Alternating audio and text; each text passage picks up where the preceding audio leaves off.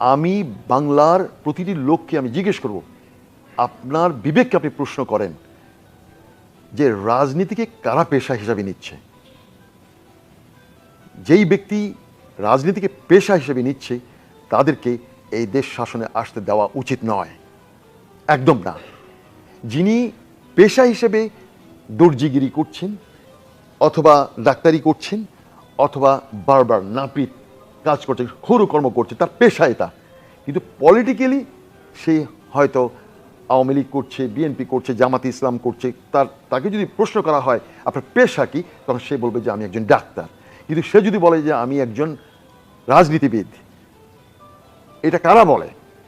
যারা বলে তাদের কাছ থেকে দূরে থাকা উচিত। তাদের কাছে এই দেশ নিরাপদ নয়। তাহলে আপনি আপনার বিবেককে প্রশ্ন করুন, বাংলাদেশের যে কটি দল আছে, কোন দল রাজনীতিকে পেশা হিসেবে নেয়নি?